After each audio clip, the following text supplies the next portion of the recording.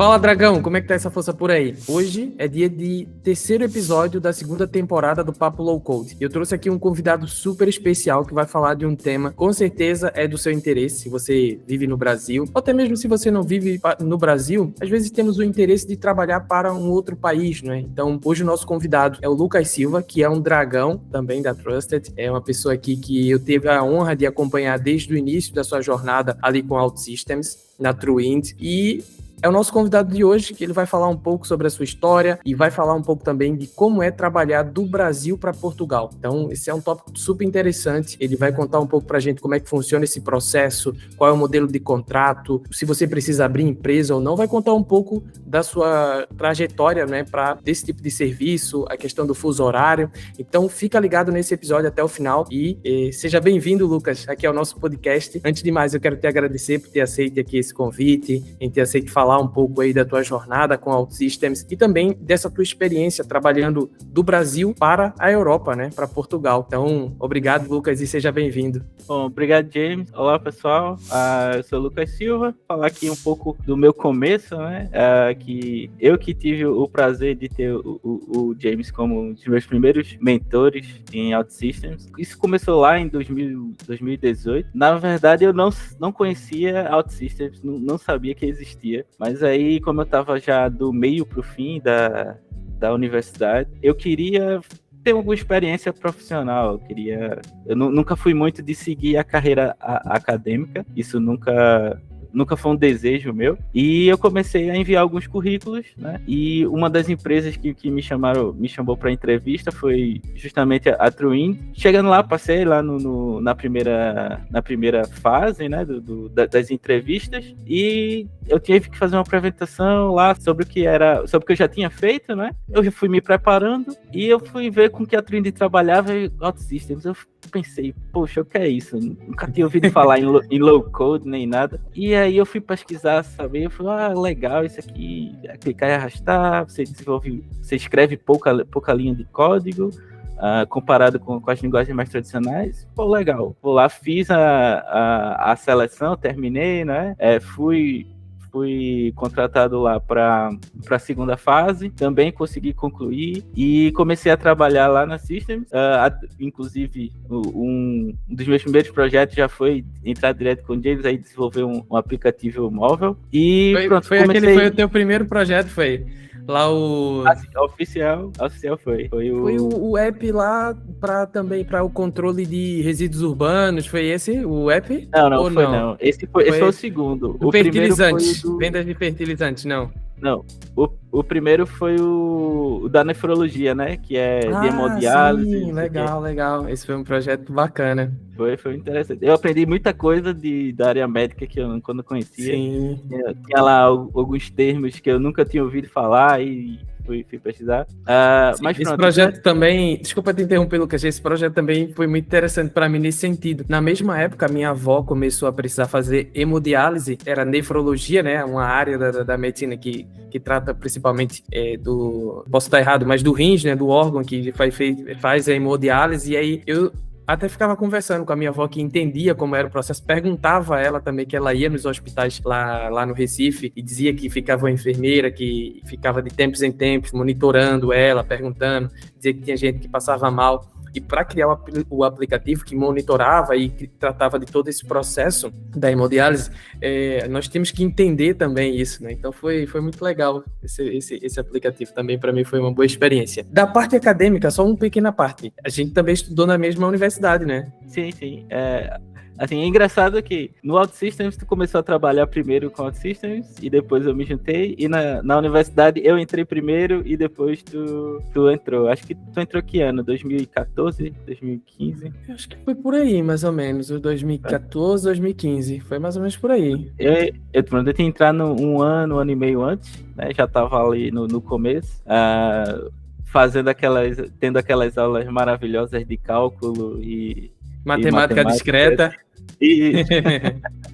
Mas por acaso eu gosto. Tem uma matéria que eu gostava, era matemática discreta, a parte de lógica ali. Até hoje eu acho que me deu um conhecimento bem bacana.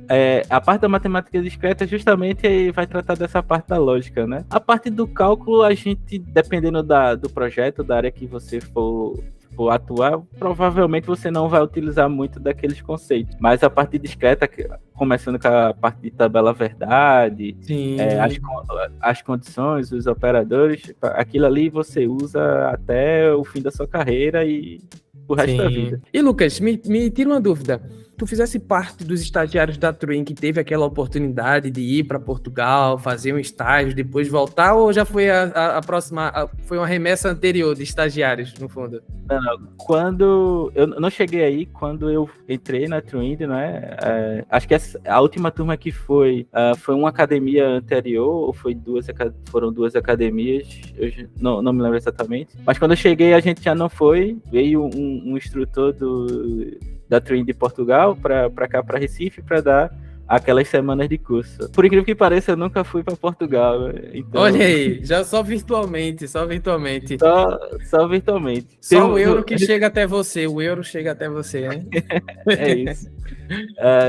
Tem alguns convites para ir a passeio e já tenho a estadia aí com os amigos, claro. Mas ainda nunca não tive a oportunidade, né, de ir para Portugal. Mas isso aí que a Twin fez foi muito legal com os estagiários. Foi. Me deu um ciúme na época, né? Porque eu fui o primeiro estagiário da Twin no Brasil. Eu e outro rapaz. E já a segunda leva de estagiários tiveram essa oportunidade. Na minha época era assim, no quartinho estudando pelos Guided Path da OutSystems e muito exercício em cima, muita atividade. Mas foi um bom aprendizado também, sempre com suporte ali dos gurus da Twin, né, desde aquela época, que era o Pedro Costa e o Nuno Maria. Então esse aprendizado aí foi top desde o início. Mas essa segunda leva de estagiário aí que veio para Portugal para estudar, depois voltou para o Brasil, isso aí foi top.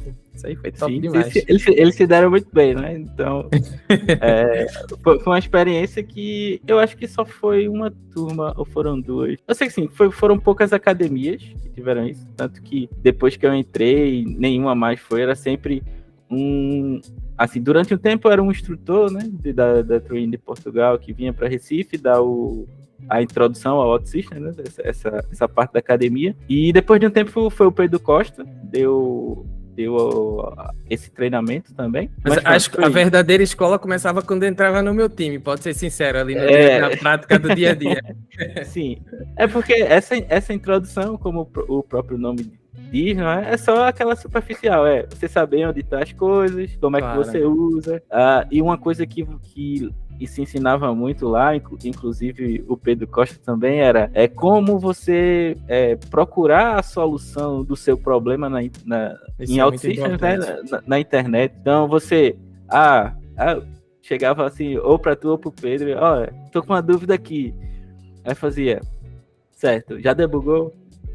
Não, então vai debugar, depois você pergunta. Aí, já pesquisou no Google? Já pesquisou no fórum da OutSystems? Já? Não encontrou nada? Não. Já pesquisou no Google? Já, mas também não encontrei.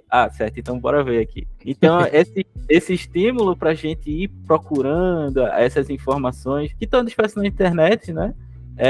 Também ajudou bastante a desbloquear coisas que até hoje eu enfrento no projeto que eu estou trabalhando. Então, às vezes eu tenho uma dificuldade lá, tem um erro do JavaScript que eu não consigo aceder à tela. Então, esse aqui é erro, eu vou lá pesquisar no fórum. Veja se alguém já teve algum erro, ou o componente está outdated, ou alguma coisa nativa do JavaScript que eu tenho que consertar lá na mão. Então, esses foram experiências e ensinamentos, né, que eu trouxe e uso até hoje. E não só no trabalho, até coisas do meu contrato, né, e a gente entra um pouco mais no detalhe mais para frente, que era dúvidas de como fazer, se era melhor, se não era,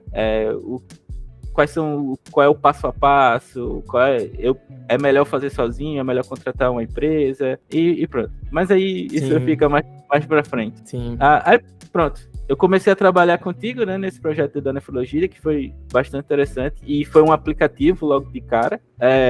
Então, quando eu comecei a trabalhar, a gente já estava na versão 10, e não tinha Reactive, né? Era só o aplicativo móvel ou e aí a gente fez esse aplicativo, inclusive foi acho que um dos dois, acho que foram 3 aplicativos ao total que eu fiz lá, mas não tinha essa integração com Reactive, né, como tem hoje em dia, já na versão 11.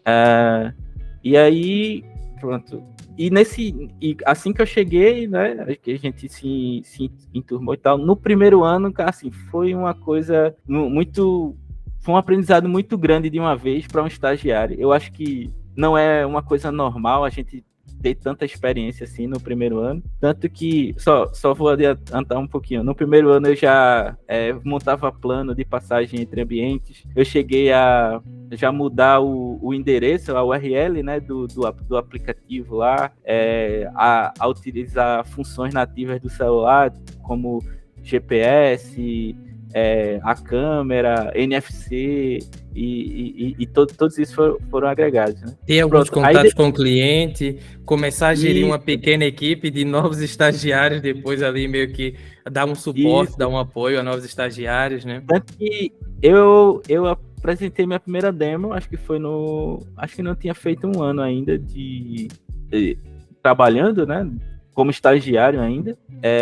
Eu lembro que eu tava nervoso e era só uma demo de, acho que era 5 features lá, assim, coisa pouca. E eu tava nervoso só. Mas pronto, deu tudo certo. E aí, depois desse aplicativo, né, que passou evoluindo um pouco do tempo, depois também teve ali uma parte que era um portal, um back-office, e aí era traditional, não é? Que a gente tinha que fazer a integração, a sincronização, e eu lembro até hoje de eu fazendo aquela integração ali, porque começou assim, só pra dar um contexto aqui, isso tu não vai falar daquela atividade épica não, né? Atividade épica. Vou falar dela. Que era assim, tinha lá as atividades no Gira, né, não sei o quê, e eu, James, eu tô aqui sem atividade, qual é que eu vou fazer? Olha, tem esse aqui do menu lateral, que tu pode fazer. Pô, beleza, eu vou fazer. Aí eu, todo empolgado, peguei a atividade, abri o Service Studio, fiz lá, montei a tela, né? Fiz o UI, e eu comecei a buscar as informações, aí eu tenho que colocar aqui o nome do usuário. Aí eu, mas não tem nenhuma tabela aqui nesse aplicativo. Eu tenho que fazer uma tabela local.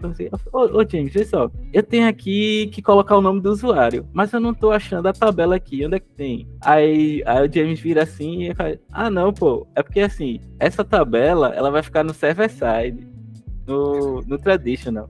Então tem que fazer um mecanismo de sincronização aqui para puxar as informações do server para o cliente. Aí eu, tá bom. Tem essas referências aqui para tu ver. E vai lendo, beleza. Aí lá vai eu. Olhar aqui, não, acho que eu lembro ainda da documentação. Existiam 3 formas de você fazer uma sincronização.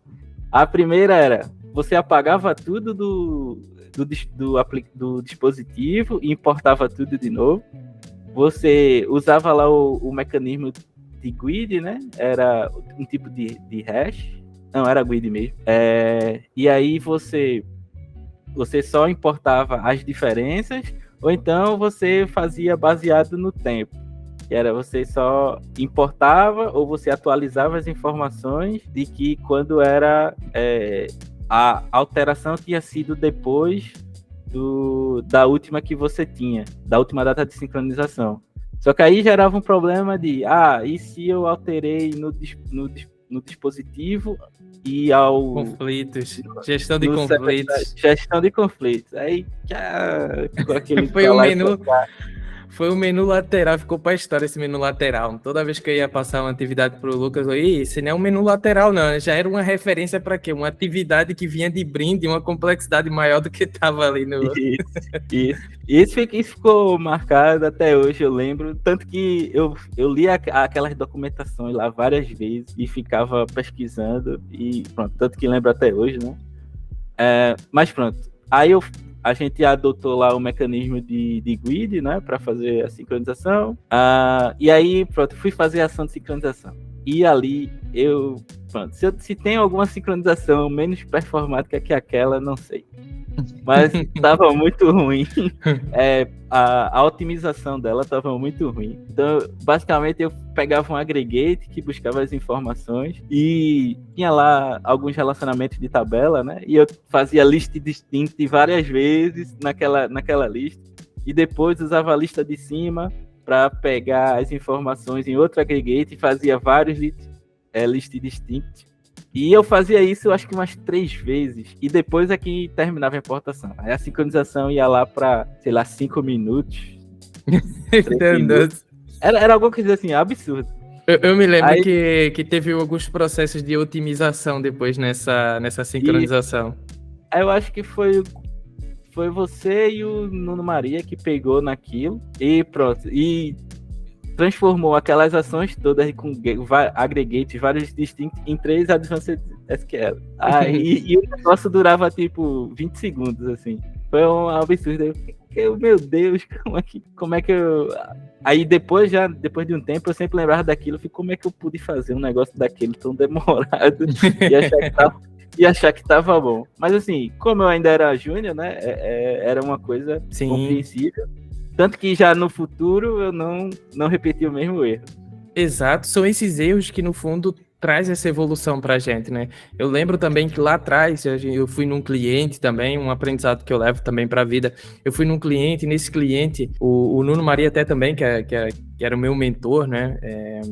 E ele falou, olha, o James já errou em sincronização, o James já errou em importação de dados, o James já errou, e me falou, tipo assim, vários dos meus principais erros. Aí eu fiquei perguntando, mas por que caiu um negócio ali atrás?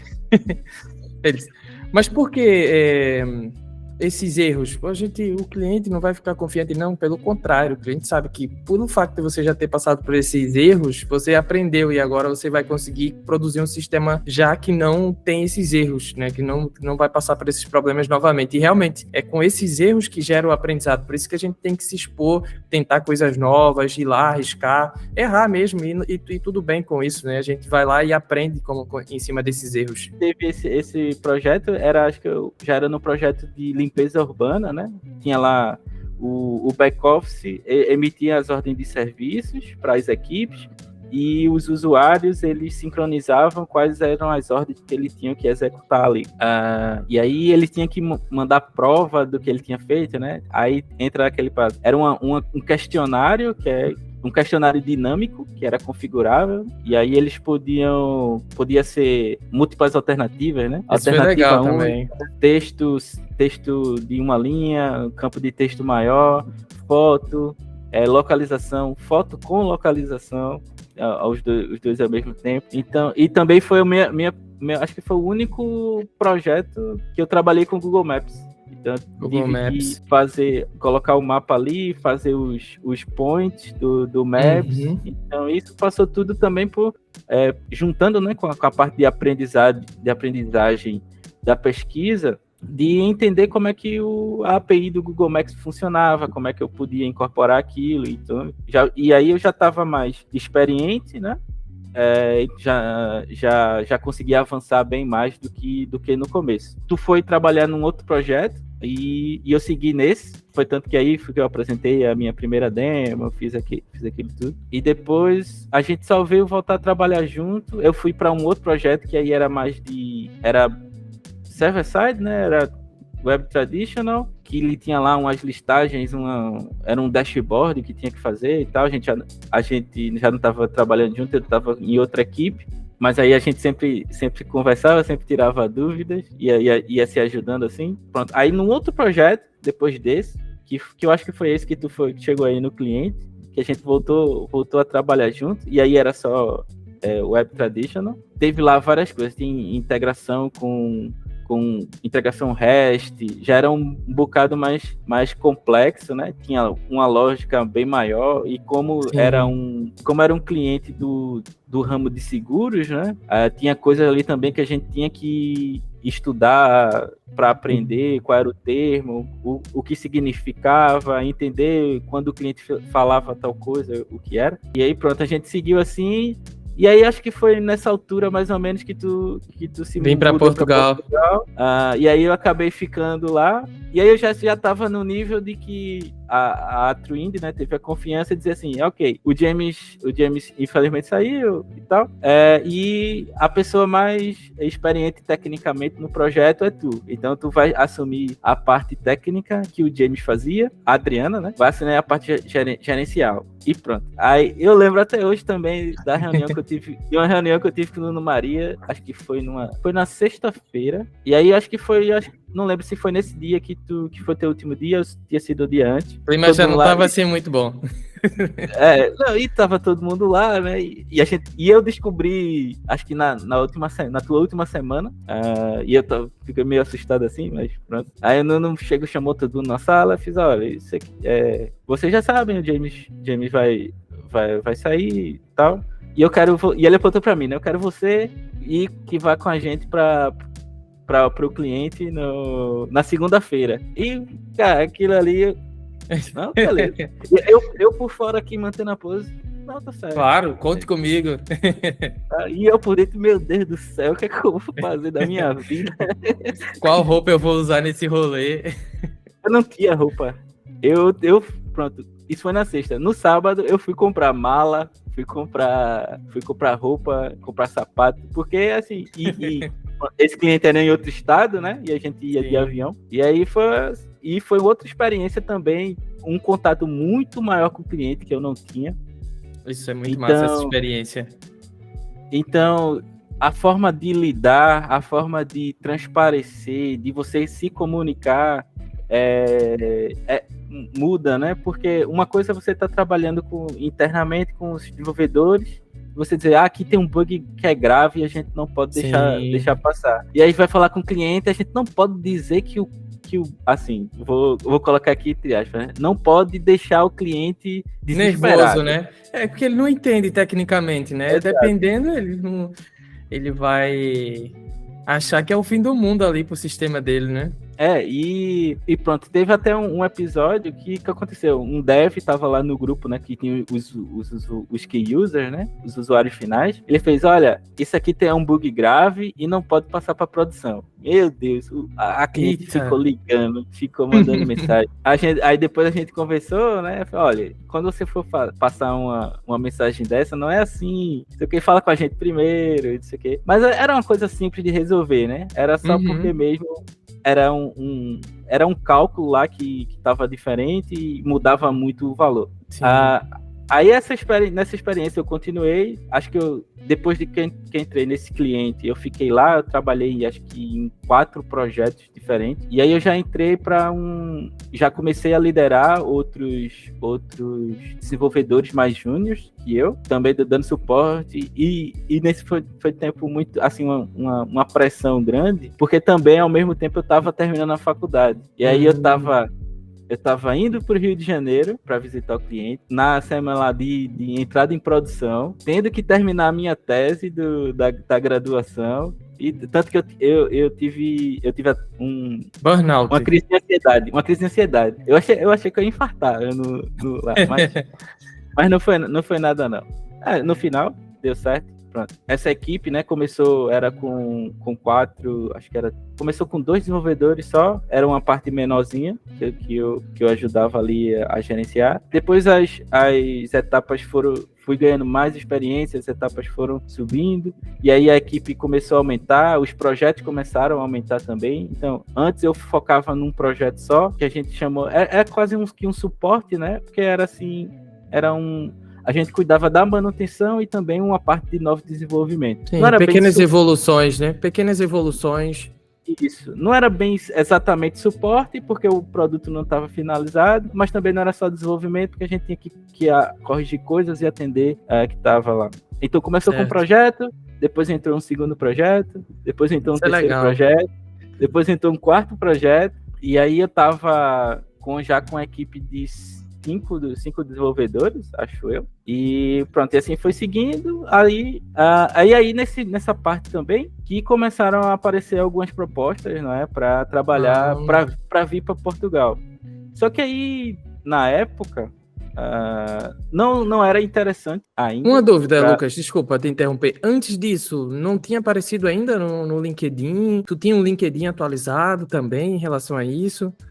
Pronto. Isso é muito importante até para comentar. Eu sempre mantinha o LinkedIn atualizado. Tanto quando eu tirava, assim, dentro de um ano, no primeiro ano de estagiando na Truinde, a gente tinha que tentar tirar a primeira certificação, né? Que agora eu já nem lembro qual era a primeira, acho que era o Associate Web. O Associate Web Develop Traditional Web. Não sei se tinha esse Traditional na frente, na verdade. E aí eu tirava a certificação, aí eu atualizava o LinkedIn, né? Você vai lá na página, no seu perfil da página .systems, na aba, acho que é Learn, e lá tem lá para você conseguir fazer o download de todas as certificações e especializações que você tem, né? E é normal, hoje em dia, é normal o pessoal postar aquele PDF, né? Sim. Com todas as certificações. E eu sempre atualizava o LinkedIn, sempre quando fazia algum curso, alguma menção, né, do projeto que eu trabalhando, eu também compartilhava, né, pelo LinkedIn. Eu postava e eu recompartilhava e ia mantendo assim, também atualizando os meus cargos, né, que à medida que eu fui ganhando mais responsabilidades, os cargos também foram subindo. Então, né, nessa época eu já não era mais estagiário, eu já era um senior developer, praticamente, e isso também ajudou, né, aos recrutadores me encontrar. Legal. Agora, respondendo a tua pergunta, tinha alguns contatos, sim, mas não para Portugal, diretamente. Eu acho que a primeira proposta para trabalhar para Portugal veio em 2021. Foi, 2021. Mas aí, como eu estava falando, não foi a proposta, assim, para mim não parecia tão interessante, até porque eu estava ganhando muita experiência. Sim, isso também conta muito. No que eu estava fazendo. Então, tive muita experiência de gerência, assim, né, de projetos, de gestão de conflitos ali. Quando foi no começo de 2022, né, começo do ano passado, eu continuei recebendo algumas propostas, né, para outras empresas do Brasil também, e algumas da Europa, algumas dos Estados Unidos. Eu cheguei até a receber... Estados Unidos é interessante, hein? Cheguei a receber uma proposta da Austrália também, inclusive. Sim, teve uma época que tava... Tem até um amigo que foi para a Austrália, um conhecido, ele até me perguntou, James, tem vaga aqui na Austrália? Eu disse, não, ainda não, o canguru ainda não... ainda não quero conhecer, não. E aí, pronto, para mim na época não era interessante, né? E quando foi em 2022, eu acho que foi o ano que eu recebi mais propostas de Portugal, foi 2022. Que aí já tava, né? A pandemia tinha começado em 2020. Sim. A pandemia começou em 2020. Eu acho que eu ainda fui pro cliente a última vez, acho que uma semana antes do carnaval, ou era 2 semanas antes do carnaval, que foi fevereiro, por ali, março, né, que aí teve o lockdown e a gente inclusive foi trabalhar de home office full, né, que antes a gente ia pro escritório e aí foi pro home office. E 2022 acho que foi o ano que eu recebi mais propostas de Portugal. Acho que foram 4 a 5 empresas. Isso foi uma evolução, desculpa te interromper, Lucas, isso foi uma evolução até das próprias empresas de Portugal que perceberam que esse era um processo válido, né? Tanto de contratar pessoas, mão de obra qualificada do Brasil, trazendo essa pessoa do Brasil para cá, para Portugal, apoiando o processo de imigração, né? Quanto também manter a pessoa trabalhando de forma remota do Brasil. Até hoje as empresas ainda estão amadurecendo essa possibilidade, né, desse formato de trabalho. Eu me lembro na época que eu vim também do Brasil para Portugal, acho que foi 2019, final do ano, ali, outubro de 2019. Quando eu fiz essa transição, a empresa que me contratou, que é a Field, também eu tenho um carinho enorme pela Field, também hoje tu faz parte da Field, né? Então eu tenho um carinho enorme pela Field, tanto pelo processo que, como eles me trouxeram para cá, me deram todo o apoio, também as pessoas que lá estão, então guarda no coração aí a Field. Mas eu fui a primeira pessoa com que eles fizeram esse processo. Então era algo tudo muito experimental ainda, estavam aprendendo como é que se fazia esse processo, assim como outras empresas, né? E acho que ainda muitas empresas em Portugal vão abrir o olho para essa oportunidade também de ter mão de obra qualificada trabalhando do Brasil, né? O Brasil é gigante, tem muitos talentos também a serem descobertos, então acho que esse modelo é um modelo que tem muitas oportunidades a serem exploradas, né? Portugal como um polo tecnológico e oferecendo serviço para outros países da Europa, para os Estados Unidos, né? Então, acho que o Brasil pode ser um braço forte nesse apoio de mão de obra qualificada, de talentos. Sim, sim. Pronto, tu já falou, tu mesmo foi uma prova, acho que tu foi o primeiro, né, que, pelo menos do ciclo de OutSystems que a gente conhecia na época, acho que ainda teve outros dois, antes de eu vir, teve duas pessoas também lá da Trend que vieram para Portugal trabalhar. Se não me engano foi o Wanderson, na verdade, e o Luiz. Foram duas pessoas que vieram antes de mim para Portugal. E foi o pessoal que estava lá, foi do pessoal do estágio que veio para Portugal e depois voltou para Turim. Eles depois tiveram oportunidade, e antes de mim, acho que 2018, 2017, o pessoal já tinha feito esse processo aí. Eu acho que eu não cheguei a trabalhar com eles lá na Turim, acho que eles já tinham ido. Mas assim, do pessoal que era mais próximo, né? Acho sim, do teu ciclo, no fundo. Do meu, né? Acho que foi o primeiro, depois teve... Pronto, depois disso teve 3 pessoas que trabalhavam diretamente comigo ali, a gente trabalhava nos projetos. Começaram a trabalhar para Portugal, mas de forma remota. E para mim, na época, começou a ser interessante, né? Porque, pronto, em 2021 eu ia fazer 1 ano de casado, né? Tava começando a ter minha família, a estruturar, né? As minhas coisas aqui. Eu pensei que naquele momento não era interessante eu me mudar, né? Ter uma mudança assim tão drástica, apesar de que a gente consegue se adaptar, né, às coisas, mas eu achei que não era interessante, e as primeiras propostas foram assim, né, para a gente ir para Portugal para trabalhar lá, e depois, em 2022, começaram a surgir mais assim, trabalho remoto para Portugal, e foi aí que eu tive o contato com a Field.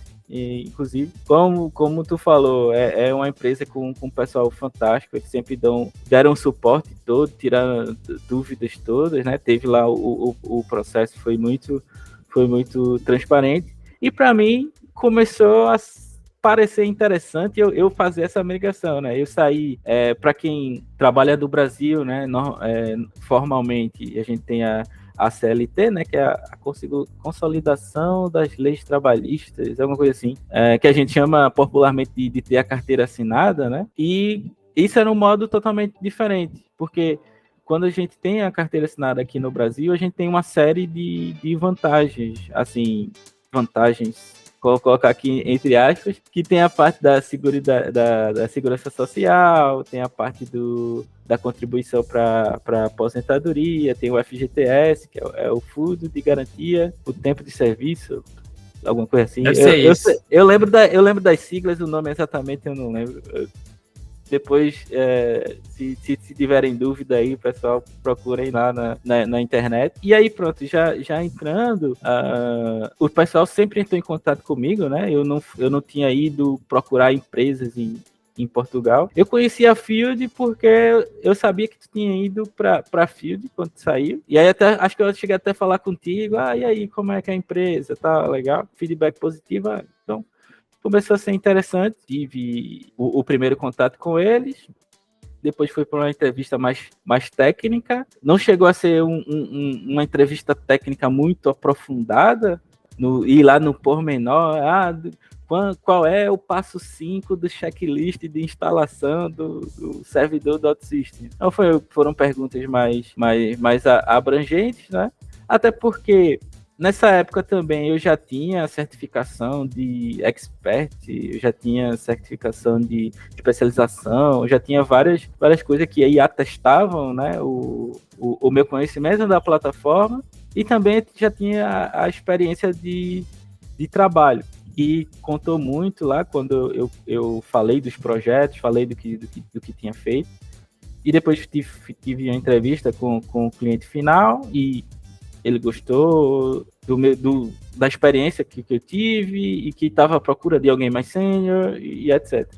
E aí eles mandaram uma proposta e eu comecei a fazer as contas. Acho que eu falei com eles na quinta-feira, na sexta, alguma coisa. Foi perto do final de semana e eu passei o final de semana todo pensando, fazendo as contas e vale a pena, não vale, porque não é bem o salário líquido, né, que você tem que comparar assim para saber se vale a pena para você.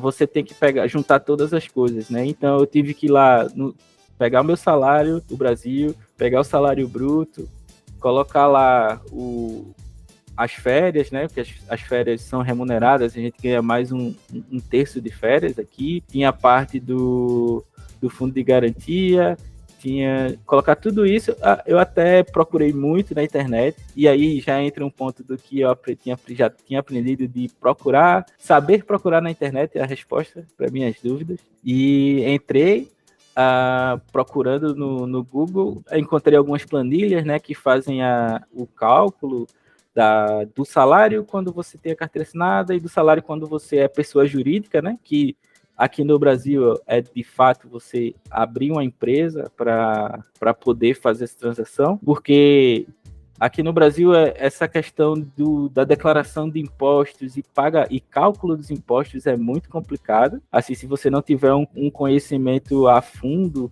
das normas e que elas estão sempre se alterando, etc., você pode acabar cometer um engano, deixar de pagar algum imposto, ou então ficar em pendência com a Receita Federal, né, que é o Instituto de Finanças aqui do Brasil, que manda em tudo. Pronto, comecei a fazer essas contas e aí comparar aqui na carteira assinada, eu tenho um plano de saúde. Aqui eu já não vou ter, então vou ter que contratar um plano de saúde por fora.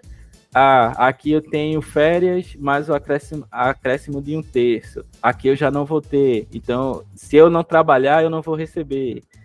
Aqui na carteira assinada, eu ganho o vale-refeição ou o vale-transporte. Aqui eu não vou receber, vai ter que ser para minha conta. E no fim, quando eu elenquei tudo aquilo, eu vi que a diferença salarial, assim, líquida, né? Porque eu sou muito organizado, ou tento ser muito organizado financeiramente, para que eu não ser pego de surpresa no futuro. Então, todas essas análises eu fui fazendo e também conversando com a minha esposa, que eu calhou da minha esposa ser uma contadora, né, aqui no Brasil. Então, quando eu tinha uma dúvida, eu ia logo para ela: olha, esse imposto aqui, eu tenho que pagar? Eu não pago? Qual é melhor? Qual é a alíquota disso? Qual é a alíquota daquilo? Não sei o quê. Eu ia fazer uma pergunta. Boa. Não, eu ia dizer. Calhou bem, né? Então, segura aí que o patrimônio está sendo bem administrado, que os impostos estão todos calculados. É isso, Mas tu contratou, além disso, um serviço de contabilidade? Não, né? Ou sim, também. Não, cheguei a contratar pelo seguinte. Pronto, quando eu estava... Sim, concluindo, né? A parte aí do... Só para resumir. Eu fico só comparando, porque, tipo, tu vai no detalhe da coisa. Eu faria assim, tipo, 3 vezes 5.5, alguma coisa assim, 2.5. Tá bom, bora. Mas essa tua organização é top. Tem algumas planilhas até que ajudaram, né? Eu recebo tanto de salário bruto aqui, quanto eu receberia para ser equivalente, né? Quanto eu teria que receber como pessoa jurídica. E tinha lá, como pessoa jurídica, a empresa pagaria menos, você receberia mais, isso líquido, né? Sem contar os benefícios. E aí eu fui fazendo isso. A diferença salarial, à época, deu assim, melhor trabalhando remotamente para Portugal, mas não deu uma diferença assim tão... Tipo, sim, que valesse a pena ter o risco, né? Porque tu também, querendo ou não, tem um risco aí associado. Eu não sei se essas planilhas calculam o risco, mas o risco de você não trabalhar e ficar sem nada também tem que ser levado em conta. Então tem que ter uma gordurinha para você conseguir Exato. juntando e arcar com esse risco também, né? Exato. E foi até um bom ponto, porque isso nenhuma planilha vai te dar. Então tem que ser um pensamento, um raciocínio seu, né, para olhar para o futuro e ver se aquilo vai fazer sentido. Então, se você é uma pessoa que não é tão organizada financeiramente, assim, eu não precisa ser como eu que vai no detalhe da coisa, mas tipo, se você já tem alguma dívida, se você tipo, não consegue guardar dinheiro, talvez não seja interessante essa mudança para PJ, porque se você não reservar aquele dinheiro para pagar, por exemplo, um plano de saúde, você vai ficar sem plano de saúde. E apesar de aqui no Brasil a gente ter o sistema único de saúde, né, que é o público, quando é alguma coisa mais séria, às vezes é difícil você conseguir agendar uma consulta, agendar uma cirurgia, agendar um exame. Então, essas coisas que você também tem que colocar nessa equação. E aí a dificuldade, e o que eu mais fiquei refletindo, né, nesse fim de semana comprido aí, que eu tive, foi se valeria a pena mesmo. Como eu estava dizendo, a diferença salarial bruta não era muito grande. Era tipo, eu acho que era coisa de 4 mil reais, a diferença, né, bruta. Mas quando a gente ia para o líquido, que eu recebia todo mês, era 2 vezes mais, quase 3. Era tipo 2 vezes e meia que eu ia receber líquido do que eu recebia como a carteira assinada. Então... Só que dentro desse líquido, tu também tinha que pagar os planos de saúde, as alimentações. Não, mas isso também conta como líquido lá do outro lado. Pelo menos a alimentação, etc. Ou não? Tu não contava como benefício? Não, o meu cálculo do líquido, né, como pessoa jurídica, foi: eu vou receber mais ou menos, eu vou aqui dar um hipotético, né? Número vou hipotético. receber mais ou menos 10 mil reais aqui, eu vou pagar 1.000 reais de plano de saúde, vou deixar aqui 1.000 reais para... Tu já tirava isso, então, isso. Isso. Ok, vou deixar aqui 1.000 reais para alimentação e vou tirar aqui, sei lá, o serviço de contabilidade. O líquido ainda ficava 2 vezes maior. Então, se na carteira assinada, líquido, eu recebia por mês, tipo, algo em torno de 4 mil reais, assim, estou dizendo hipotético, né? Porque o bruto era 5, é que tem um cálculo que faz, eu não lembro de cabeça, eu sei, vou chutar aqui, o salário era 5 e eu recebia 4. Na verdade, é menos porque os impostos aqui são altos. E em Portugal também são altos, hein? Só para parafrasear aqui, em Portugal também são altíssimos, inclusive. E aí eu ia receber bruto 10 mil reais aqui, mas os descontos ia ser tipo... impostos, né? Ia ser tipo... 1.000 reais, então eu ia cortar uns 3, 4 mil reais aqui. E aqui eu ganhava 3 líquidas e aqui eu vou ficar com 6 líquidas, né? Já tirando todas as coisas que eu tenho que pagar. Aí, poxa, isso aí já vai ser interessante. E também eu pensei em ter uma maior liberdade de, por exemplo, esse mês eu quero tirar um dia de férias aqui, numa sexta-feira que vai ter um feriado, e eu quero viajar, ou quero comemorar meu aniversário. Como empresa, eu conseguiria ter essa liberdade maior, né? Porque aqui no Brasil, de carteira assinada, você tem alguma rigidez ali das férias, né? Você tem que tirar o máximo que você pode dividir as férias é em 3 períodos. Um período tem que ser de 15 dias e o período mínimo é de 5 dias. Então você só podia tirar a semana. Mas as empresas flexibilizavam isso, ou depois entraram leis mais rigorosas e já não deu mais? Dependia da empresa. Dependia da empresa e da gestão também que estava. E no meu caso, como eu já estava lá, ainda estava na Trinity, né? E o meu banco de horas era lá, teve vez que eu cheguei a 80, 60 horas de banco. E foi até bom, porque eu fui saudando Teve um mês, eu acho, que eu fiquei às sexta-feiras sem trabalhar, porque eu tinha tantas horas e eles Legal. precisavam saldar aquilo. Olha aí, Acho que o foi dia de até... trabalho de 4 dias já entrando aí. Foi. Isso aí foi meio forçado. Foi até em dezembro, eu acho que gostei bastante dele, porque na sexta-feira eu não trabalhava, então já tava... Os caras já estavam na Holanda, lá atrás. E aí, pronto, colocando tudo isso, a questão dos impostos, eu fiquei, poxa, então vai ser interessante, né? E aí tive lá uma conversa, né, com a Trine e decidi mudar para Portugal. E aí, pronto, voltando àquela pergunta do serviço de contabilidade que tu fez, eu não tinha empresa aberta. Então, eu tinha que fazer esse processo de abrir empresa e tem uma série de critérios, né, que você tem que atender, tem que ter estatuto social, você tem que ir pelo menos aqui em Recife, né, que é onde eu moro e onde eu abri a empresa. Você tem que ter um local, tipo um escritório, né, que seja a sede da sua empresa, senão você não pode abrir. E não pode ser um endereço residencial, tem que ser um endereço comercial. Comercial no sentido de poder ser usado para empresas, né? Não de fazer comércio, literalmente. Tinha que ter um endereço comercial e você tinha que assinar os documentos e levar eu não lembro se é comarca do comércio ou é na junta do comércio, alguma coisa assim, que é para dar entrada. Aí eles iam analisar a papelada para depois dizer se estava aprovado ou não, para você aí abrir, dar entrada na Receita Federal. Então, fazer todos esses passos eu tinha que fazer, se eu fosse fazer por minha conta, né? E aí eu tenho que pagar imposto, porque você vai fazer a abertura do processo, você vai solicitar o trabalho lá da junta comercial, todas essas coisas. E como não era uma área que eu domino, e também minha esposa, apesar de ela ser contadora, ela também não dominava abrir empresa, né? Sim. Eu fui procurar na internet alguns serviços de contabilidade online. Então eu encontrei algumas empresas, tem algumas aqui, inclusive em Recife, tem outras que atuam no Brasil todo. Mas como é online, é mais fácil ser no Brasil, né?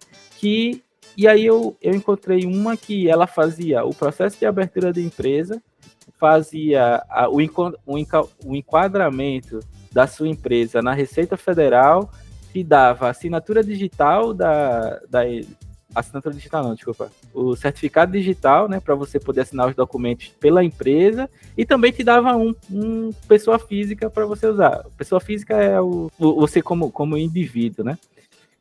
Além desse trabalho de abertura de empresa e todos os trâmites, então eles publicavam na junta comercial, ia na prefeitura da cidade, pegar as autorizações, não sei o quê, até conseguir um desconto com uma outra plataforma de escritório virtual para eu colocar a minha empresa, né, como sendo sediada em um dos endereços dele aqui, Legal. Aqui em Recife. Então, é meio que você paga uma assinatura anual, a sua empresa pode ser colocada como no endereço fiscal deles, né? E eles recebem as encomendas, recebem as correspondências e lhe avisa quando tem para você ir lá buscar, o que é que for. Fazia todo esse processo. E também eles tinham lá uma plataforma de contabilidade. Então, eles calculavam os impostos todos, já emitiam as guias no sistema, né? Já emitiam as guias para eu pagar e já fazia todas as declarações de uma empresa que precisa ter no Brasil.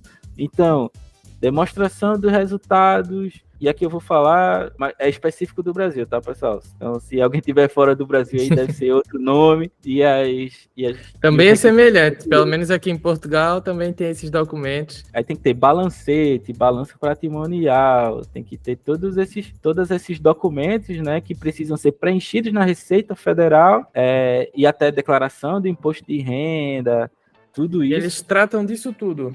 Eles tratam disso tudo. Então, a única coisa que você tem que fazer é você pegar lá e você cadastra, né, uma conta uma conta pessoa jurídica, né? Não pode ser só conta pessoal, porque aí já vai contra a norma da Receita Federal. A não ser que você queira pagar muito imposto, aí você usa sua conta pessoal. Mas aí você tem que ter uma conta de pessoa jurídica, né? No banco, você tem que fazer é importar o extrato dessa conta, né? Então, e aí eles têm uma importação excelente, que era, eu exportava o arquivo do meu banco lá no formato que é padrão aqui no Brasil, eu não lembro a extensão, mas eu sei que eu posso importar em PDF ou nesse formato, eu acho que é OFX, alguma coisa assim. E eles classificam automaticamente os lançamentos da minha conta. Então, se a conta da empresa transfere para minha conta pessoal, então é um tipo de classificação que vai. Se eu pago o plano de saúde, por exemplo, é uma outra classificação lá. Claro que depois eu posso editar aquilo, né? Porque tem alguns pagamentos que eles não reconhecem. Mas já faz isso tudo, já calcula e pronto. E o que eu faço é isso. Basicamente, o que eu tenho que fazer todo mês é ir lá, cadastrar o extrato da minha conta e pagar os impostos. E eles calculam lá. Tem outra coisa também, que aqui no Brasil a gente tem que emitir a fatura, né, para a empresa poder pagar e enviar para a gente o pagamento. Certo. Não é essa é uma dúvida bem comum, né? Como é que é? Eu vou receber em euro? Vai ficar na minha conta em euro? Tenho que ter uma conta em Portugal? Como é que é essa parte? Pronto. Essa aí varia um pouco de empresa para empresa, tá? Vai depender do acordo que você fizer com a empresa. Por exemplo, eu tenho o meu acordo com a Field os dias são calculados em euro, então eu recebo em euro e ela vai mandar aquele pagamento de euros para uma conta que eu escolher, e aí isso vai independer da cotação do euro. Então, se o euro tiver R$6, eu vou receber mais, porque a conversão é um preço fixo. Vamos supor, são 1.000 euros. Então, se o euro tiver R$6, eu vou receber mais ou menos R$6.000, né? Porque aí tem uma taxa do spread, né? Que é o envio da remessa, tem algumas taxinhas que as plataformas ou os bancos, né, cobram, e vou receber mais ou menos R$6.000.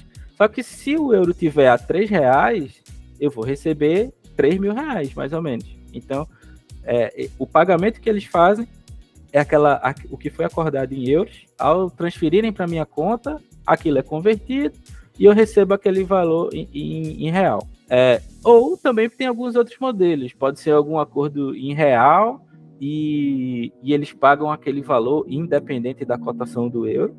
Ou pode ser uma coisa meio mista, tipo, o valor acordado é em real, mas na hora que você vai emitir a fatura, você usa a cotação do euro naquele momento, e aí a empresa paga você em euro, você recebe em real, mas o seu acordo de trabalho é calculado em real. Pronto, isso aí eu falei. E a conta que tu recebe é uma conta do Brasil, uma conta intermédia, uma ferramenta? Isso aí é uma outra ferramenta. Tem algumas no mercado, então você tem que se atentar para qual tem a menor taxa. Eu não recomendo você receber diretamente pelos bancos tradicionais, normalmente, porque eles cobram um spread, tipo uma taxa, um imposto, né, para receber aquele dinheiro um pouco maior. Minha dica é: procure na internet algum serviço que faça essa transferência. Lembrando que esse serviço tem que ser para sua empresa, não pode ser para sua conta pessoal.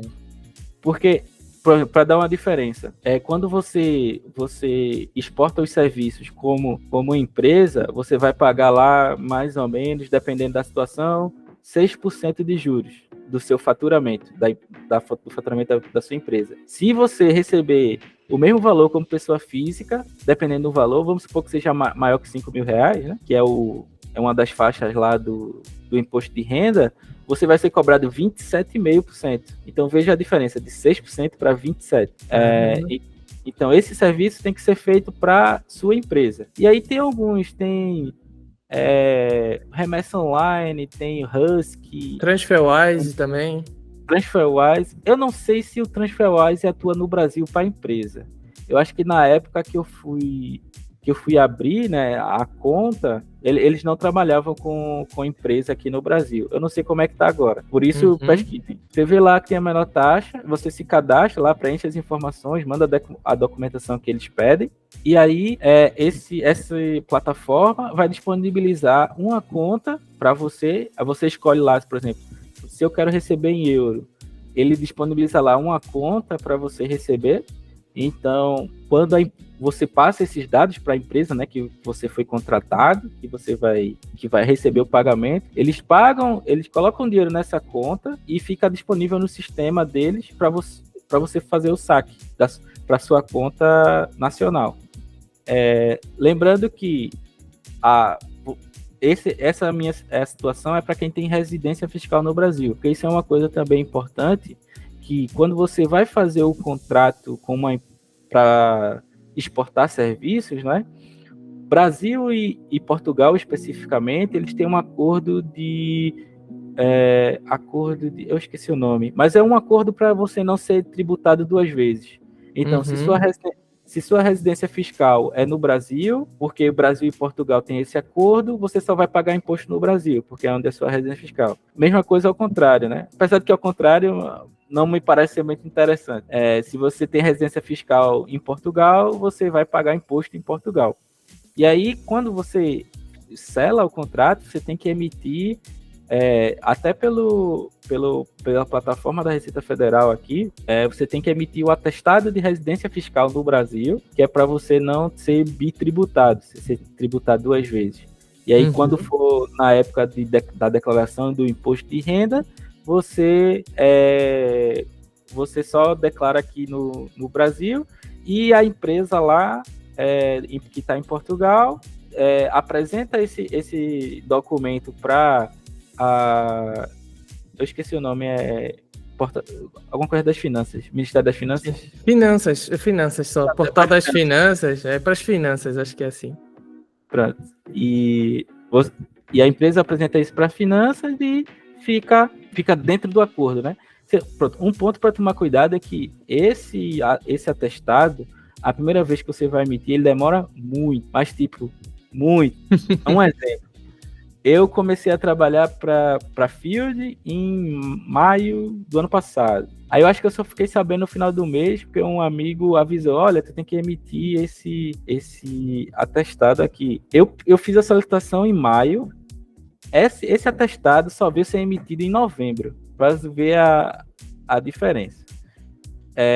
E outra coisa que normalmente a Receita Federal não aceita a emissão desse documento de um ano para o outro. Então, se você pegou um contrato no meio do ano, você tem que emitir um atestado do meio do ano até o dia 31 de dezembro e depois do dia 1º de janeiro até o final do contrato. E ficar fazendo isso enquanto seu contrato foi renovado e for atualizando as informações. Na internet tem alguns passo a passos que ensinam você a preencher o documento corretamente, e também no portal do Gov, né, o portal do governo federal, tem o passo a passo de como você emitir aquilo. Ainda bem que é tudo online, você não precisa ir na Receita, num prédio da Receita Federal, nem nada do tipo. Retomando, porque foram tantos detalhes que eu fui descobrindo ao longo do tempo que acaba passando um ou outro. Isso vai ser ouro aqui pro pessoal, pô. Isso aí que tu estás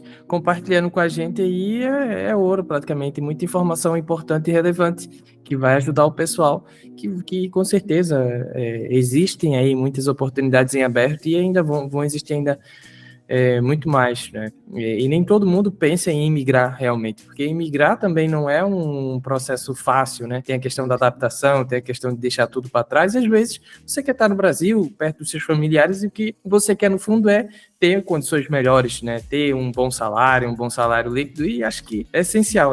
Tá sendo muito rico, Lucas. Continua, por favor. Pronto.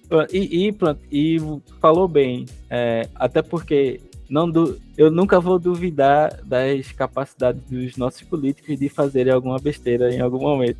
Então é melhor a gente receber em uma moeda forte e gastar numa moeda mais fraca, que o pessoal fala muito, vem para Portugal, isso aqui, mas talvez não seja tão interessante, como tu falou, tem a questão da família, tem a questão de deixar tudo que a gente já construiu aqui para trás, né? E assim, se for uma coisa que você tem vontade, você quer conhecer uma outra cultura, um outro país, morar em outro país, ter essa experiência, tudo bem. Não tem nada não tem nada problemático nisso. Da mesma forma que não tem nada problemático você querer ficar aqui. Até porque o Brasil é um país excelente.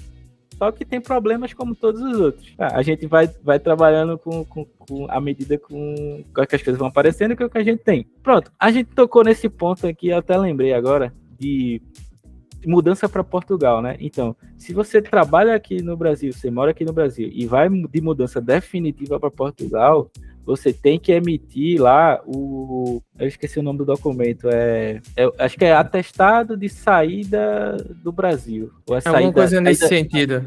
É saída definitiva do Brasil, né? Que também é na Receita Federal que você faz e tal, porque aí você sai, você não vai pagar, vai deixar de pagar imposto aqui no Brasil, né? Para você pagar imposto em Portugal. Se você for para outro país, vai ser outro país.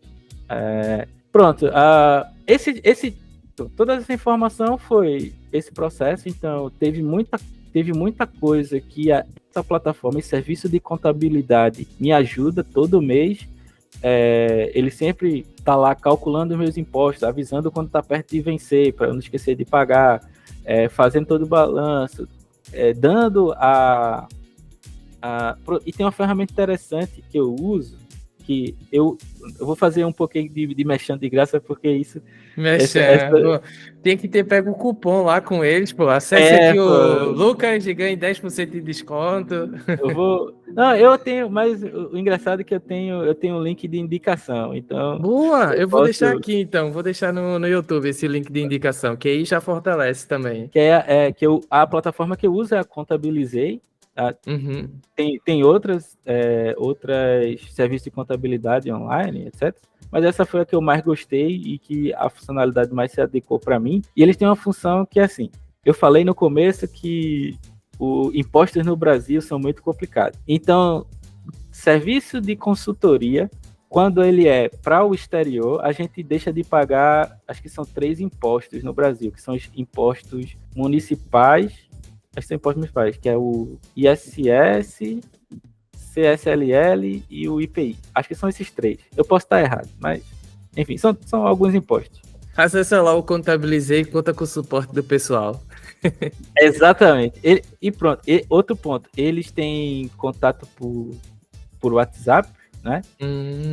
E eles te auxiliam em todo o processo, dá todas as informações, né, que você precisa, dá lá um passo a passo, mostra todo o andamento do seu processo de abertura de empresa e tira suas dúvidas todas. Top. E você inclui isso como custo lá, né? E ainda continua valendo muito a pena. E você é seguro de que está fazendo a coisa certa, né? Seguiu as coisas pelo caminho certo. Porque, por exemplo, se você calcular um imposto errado, você calcular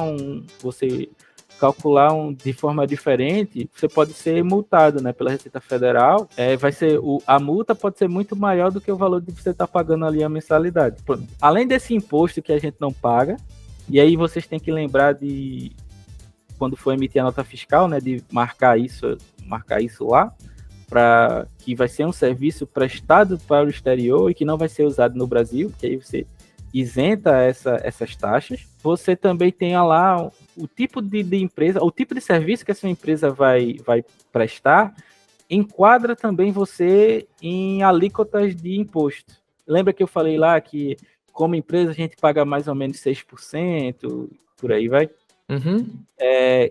Então, são vários anexos, acho que são cinco anexos de alíquotas de imposto.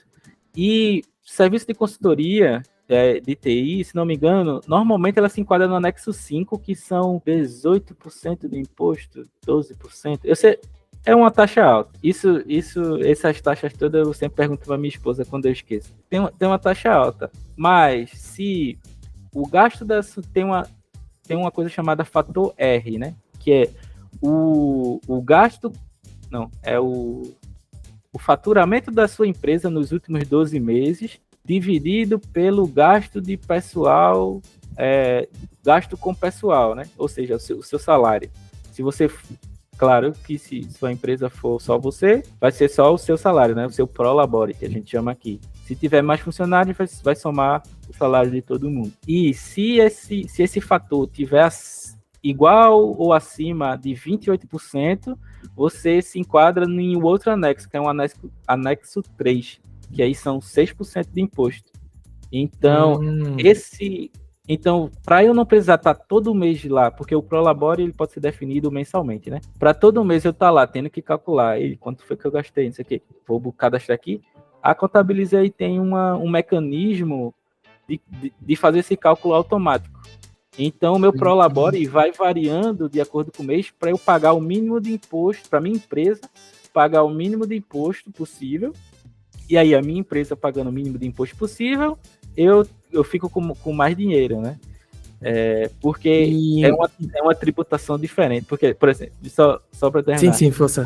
O teu Prolabore, ele vai entrar nas categorias de imposto de renda igual um salário. Então, tem lá as faixas, né? Tem acho que até um nível isento, aí vai 7,5 até chegar a 27,5, que é o máximo. Quando sobra dinheiro lá que tu transfere para tua conta pessoal, né, que não é através do Prolabore, é considerado antecipação de dividendos, de lucros e dividendos. E aí não tem imposto sobre esse dinheiro. Então tu recebe uma fatia maior dessa parte do que do teu Prolabore. Só que aí para comprovação de renda, né? Alguns bancos já estão mudando isso, mas normalmente o que o pessoal pede é o contra-cheque. Só que aí o teu contra-cheque, o teu olerite, né? Vai ser com aquele valor do Prolabore. Alguns bancos, e eu abri uma conta em um outro banco recentemente, uma conta pessoal, que eles já estão passando a adotar, como você é autônomo, né? Assim, tem uma pessoa jurídica, então me passa aí a tua última declaração de imposto de renda. E a partir dali ele vê, ele recebe tanto de salário que é tributável e tanto de valor que não é tributável. E isso influencia, por exemplo, se você quiser comprar uma casa, comprar um carro, não sei o quê. Sim. Isso acaba impactando no seu score de crédito, né? Eu acho que em Portugal é semelhante. O que conta, né, é o salário bruto e não o salário líquido. Mas pronto. Sim, muito bacana, velho. É um pouquinho complexo, né? Mas como tu dissesse, o segredo está em contar com empresas. Muito disso tu aprendeu em conjunto com a Contabilizei, não é? E essas ferramentas que eles disponibilizam. Claro, tu também tem o suporte aí da tua esposa, um suporte mais privilegiado, mas como tu disseste, né? Vale a pena. Agora, claro, você tem que fazer no caminho certo, contar com essa ajuda, e é bom ver que esse tipo de serviço tem tido sucesso, né? Que o Brasil tem conseguido exportar mão de obra qualificada. Vejo muitas pessoas também de outras tecnologias e OutSystems também trabalhando, né, para o exterior do Brasil. Isso é muito bacana. Espero que, com certeza, esse vídeo vai ajudar muitas outras pessoas também a ganharem a confiança, a perceberem que existe essa oportunidade também, né, de trabalhar para fora e ter uma maior liquidez. Muito massa, muito rico. Como tu falou, né? Ainda bem que a gente tem essa facilidade, porque e muita coisa foi acelerada pela pandemia, inclusive, porque há muito tempo atrás, todo esse processo eu ia ter que... Ou eu contratava um serviço de contabilidade, inclusive eu tive tem um amigo meu que é engenheiro, né, que ele teve que abrir empresa recentemente. Um contador normal cobrava coisa absurda, tipo... Eu nem lembro quanto foi, coisa de R$5.000 para abrir empresa. E lá eu pago um plano na Contabilizei, eu acho que é de R$180, R$170, coisa assim, por mês. É claro, os planos variam de acordo com o faturamento da tua empresa, até porque se tua empresa faturar muito, vai ter mais trabalho eles também. Vão ter mais trabalho. Mas é faixa tipo, de 0 a R$50.000 por mês, 100 e pouco. E quando passa de R$50.000, é 300 e alguma coisa. lá tem os planos todinhos exemplificados. E um ponto importante que tu falou é que as empresas estão percebendo essa possibilidade, né, do home office. Isso aí é um fenômeno também mundial, que foi o primeiro brasileiro, né, ou seja, o primeiro funcionário, o primeiro desenvolvedor do projeto que não estava em Portugal, desse cliente final. Então, o cliente contratou a Field e me colocou no projeto, né? Mas eu fui o primeiro que não estava lá. E acabou dando tão certo que depois entrou outro amigo que também estava aqui do Brasil e trabalhava lá para Portugal. Então, tudo também vai variar de acordo com o contrato que tu tem com a empresa. Porque eu sei que existem empresas hoje que, por exemplo, não te dão, por exemplo, tu vai tirar férias. Elas não te pagam o dia todo, mas pagam lá 25% do dia. Também te dão assistência psicológica, te dão assistência de mudança, se você quiser, né, se mudar para lá. E cuidam de todos os trâmites, procuram casa para você e tudo mais. Eles dão alguma bolsa de certificações ou de cursos que você queira fazer, inglês também. Então, tem cursos, tudo isso vai depender do acordo que você fizer com a empresa. E isso isso é uma coisa, claro, que quando a gente não conhece nada, a gente fica meio perdido, mas à medida que a gente vai ganhando experiência, conversando com outras pessoas, procurando e pesquisando, a gente acaba chegando em algumas propostas que são muito interessantes, que têm benefícios que se adequam. Inclusive, eu tenho até um colega, né, ex-colega de trabalho, ele conciliava, né, ele trabalhava em Portugal, no fuso horário de Portugal, que agora está 4 horas a mais, e trabalhava como CLT aqui no Brasil para uma empresa brasileira. Ele passava o dia trabalhando. Ele queria se aposentar mais cedo, né? Não sei se ele ainda está nesse ritmo. E isso é outro ponto até que eu esqueci de mencionar. Também no seu acordo com a empresa, você tem que ver qual é o horário de trabalho. Porque no meu caso, por exemplo, um ponto que o pessoal ficou, pelo menos que estava em Portugal, ficou preocupado era se eu ia conseguir atender o fuso horário de Portugal, né? Porque normalmente, aqui no Brasil, a gente começa a trabalhar às 9 da manhã, né? A gente chama o horário comercial, 8, 9 da manhã ali. Com o fuso horário, né? Como Portugal agora está em horário de verão, são 4 horas a menos. Então, ao invés de começar entre 8 e 9, eu tenho que começar entre 4 e 5 da manhã aqui. E se isso for um ponto que é importante para você e que você não vai conseguir fazer, então você acorda, eu só tenho disponibilidade para trabalhar a partir das 7 horas, das 10 horas. Isso tudo é acordado. Tanto que também tem o pessoal que trabalhava com a gente, que ele começou a trabalhar para Portugal, né, remotamente, nesse esquema, né, sendo no fuso horário de Portugal. Então, ele acordava aí, começava a trabalhar 4 horas mais cedo, 3 horas mais cedo, dependendo do período do ano, mas depois ele conseguiu negociar lá para trabalhar no horário do Brasil. Então, ele já começava a trabalhar 9 horas daqui do Brasil.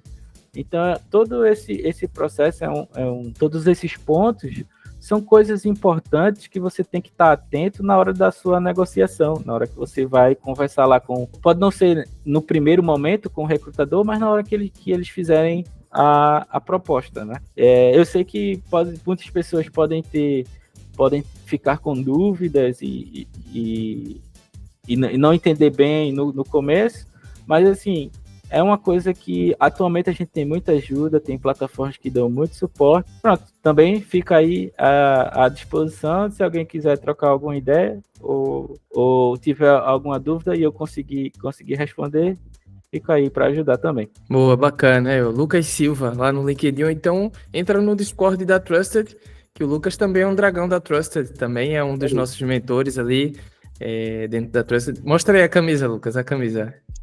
Tô vestindo a camisa. Camisa bonita, mano. Bacana, bacana. Esse cara é gente boa demais. Lucas, muito, muito bacana, muita informação valiosa, inclusive, dentro desse processo, né? Isso às vezes é um mistério, as pessoas não sabem como é que se faz e fica com algum receio, então acho que deu uma luz. E obrigado por ter deixado aí as portas abertas no sentido das pessoas entrarem em contato, falar contigo sobre isso. Eu queria te perguntar uma coisa final agora, tá? Mais a título de curiosidade minha aqui, e pedir uma mensagem final para o pessoal. É uma dica para quem tem esse desejo de trabalhar do Brasil para o exterior e até mesmo imigrar, né? Também imigrar, porque não imigrar foi uma escolha tua naquele momento, mas também seria possível desfazer isso se tu assim desejasse, né? No geral aqui, eu entendi, só para recapitular aqui um pouco do conhecimento que tu passou pra gente, né? Tu falasse um pouco sobre toda a tua jornada na Truin, né? Como tu foi consolidando ali teus conhecimentos, adquirindo experiência, gerenciando depois uma equipe, né? Com vários projetos em simultâneo, fizesse a avaliação de uma proposta para Portugal, colocando ali na ponta da caneta se valia a pena ou não financeiramente, considerando coisas que pouquíssimas pessoas fariam, essa análise aí aprofundada aqui tu fizesse, né? Depois tu contasse com o serviço da Contabilizei, um serviço aí de consultoria, de contabilidade para abertura, processo de abertura para a empresa, e ressaltasse ali algumas nuances, né? Dentro desse processo. Claro, tua esposa também foi um grande suporte aí, contabilístico todo nesse processo, compartilhasse ali um pouco do que foi essa experiência com a Contabilizei, etc. E agora eu queria que tu falasse um pouquinho, se possível, como tem sido a experiência de trabalhar para Portugal, o contato com os portugueses, com o pessoal do projeto, a Field também a gente já elogiou aqui 5 estrelas, mas como é que tem sido o dia a dia no projeto, acordar e trabalhar, se conectar com o pessoal de forma remota? Tem sido uma boa experiência? Claro que isso vai depender de projeto para projeto, né? Porque no fim você não escolhe bem com as pessoas que trabalham, mas eu dei muita sorte de ter pego uma equipe a 5 estrelas, pá. É uma coisa, o pessoal é muito legal, a gente se entrosa muito bem, se dá muito bem, se apoia mutuamente, tanto na parte o pessoal funcional do projeto, quanto os outros desenvolvedores. Inclusive, estou tendo, né, a oportunidade de trabalhar junto com os arquitetos da própria OutSystems, que tem muito conhecimento ali para compartilhar também, e com tecnologias novas, enfim. A gente se diverte muito, a gente brinca muito, e é muito legal. A parte relacionada à parte do acordar, para mim nunca foi um problema, assim, porque eu sempre acordei cedo, mesmo quando estava aqui trabalhando para Recife, né? Eu sempre acordava cedo, até porque durante a faculdade eu precisava acordar cedo também. Isso não foi um problema para mim. De vez ou outra, quando eu tô um pouco mal ou alguma coisa desse tipo, eu sempre aviso ao pessoal, falo, hoje eu não vou conseguir participar, né, da reunião logo no começo. E o pessoal é sempre compreensível, etc. E a experiência tem sido muito boa principalmente por conta disso. O pessoal é muito legal e é muito colaborativo, muito... Assim, eu não tenho... Vou me fartar aqui de elogios do pessoal. O pessoal também é muito bom. Além disso tudo, né, além do pessoal, das tecnologias, essa questão do horário é um pouco, às vezes, assim, se você não tiver costume, você entender algumas coisas do português de Portugal, às vezes pode dificultar um pouco, mas o pessoal também sempre esclarece quando eu tenho alguma dúvida. Normalmente é alguma gíria, alguma expressão. Mas assim, eu já tinha experiência. A Truin, como é uma empresa também que a sede é em Portugal, né, e abriu um escritório em Recife, a gente sempre trabalhou com portugueses. Então já vinha com o ouvido meio que calibrado para o português de Portugal, mas assim, não é coisa de outro mundo. Talvez se for o pessoal da região norte, às vezes eu ainda acho meio difícil de entender, mas isso nada que impeça a comunicação. Uma dica final normalmente, de acordo com o que eu já falei aqui, de eu vim ganhando experiência, etc., e já ter um trabalho consolidado, né? Para quando eu recebi a proposta para trabalhar para Portugal, normalmente essas empresas, principalmente se for remoto, elas não pegam pessoas muito júniores, porque a pessoa ainda tem que aprender e etc. E para você ensinar, assim, é mais fácil, principalmente em contexto de projeto, né? Não estou falando aqui do ensinar OutSystems propriamente, mas do contexto do projeto, como é que funciona, as regras, etc. Eles prezam muito por a pessoa estar mais próxima, até porque é mais fácil de monitorar, mais fácil de ajudar e etc.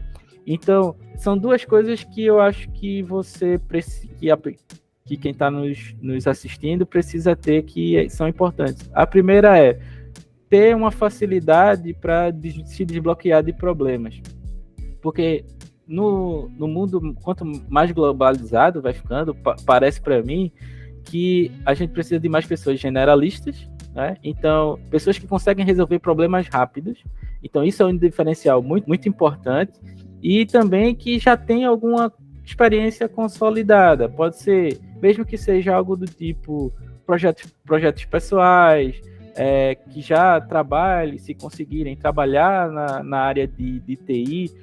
Pode até não ser com OutSystems diretamente, mas se você tem uma experiência com outra tecnologia e junta com projetos pessoais de OutSystems, acho que fica aí 2 pontos que são muito importantes e que são, assim, primordiais para quando você se candidatar ou então for conversar com alguém sobre propostas desse tipo. Excelente, Lucas. Excelente dica. Eu assino embaixo também. Assino embaixo e vou lembrar de uma frase que tu falou no início desse podcast, desse episódio, que foi, em determinado momento, tu via que na Truin, né, no projeto em que tu estava, no cenário que tu estava ganhando muito no sentido de também da oportunidade que tu tinha de estar naquele contexto, de estar em contato com o cliente. Então, muito de quem está no início, né, da jornada tem que pensar muito nesse sentido também, né, em ter a oportunidade certa para crescer, para evoluir, para adquirir experiência.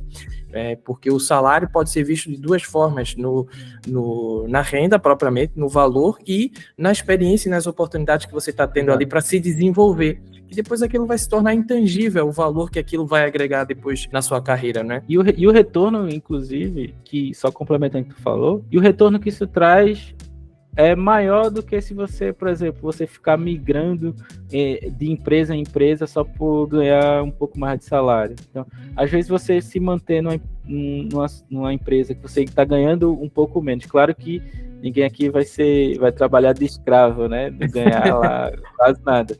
Mas se aquele conhecimento for muito importante e você realmente precisa daquilo, o conhecimento primeiro vai te dar um alcance muito maior lá na frente. É como diz um filósofo escreveu, se não me engano foi Sêneca, mas eu não lembro a referência agora, sorte é quando o preparo encontra o destino.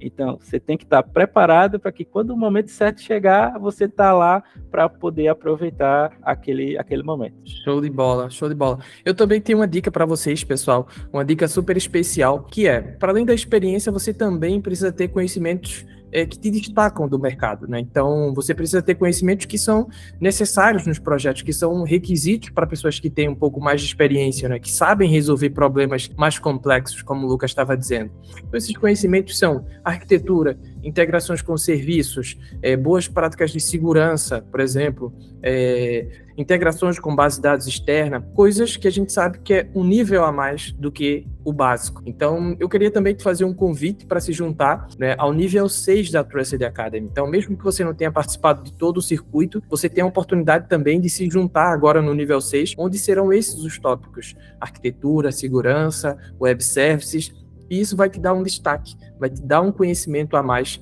nesse mercado. Então, fica aqui o convite para você se juntar ao nível 6 da Trusted Academy. Você pode saber mais também no link que está aqui na descrição desse podcast. Lucas, só me resta te agradecer aqui, cara. Acho que esse papo foi além aqui das minhas expectativas. Eu inclusive, aprendi muito aqui com esse processo, né, de abertura de empresa. Também não conheço muito a parte do Brasil, apesar de ter aberto empresa aqui em Portugal também. Algumas coisas se assemelham, né, ao processo que tu seguiu, mas isso aí é muito valioso, vai ser muito valioso aqui para os nossos espectadores. Te agradeço aqui a tua participação. E tamo junto na Trusted, tamo junto aí nessas iniciativas. Bom, mais uma vez agradecendo aqui o convite. É sempre um prazer trocar aí uma ideia contigo. E pronto, é isso, pessoal. Se eu puder ajudar vocês, fico feliz. Se juntem lá no Discord da Trusted, se ainda não se juntarem lá. Vocês vão ter contato com todos os outros mentores e a gente troca ideias, pode trocar ideias, conversar e gerar discussões. E é um canal de conteúdo tanto de OutSystems como também de outras skills. Empreendedorismo, é isso aí. Valeu, Lucas. Abraço, pessoal.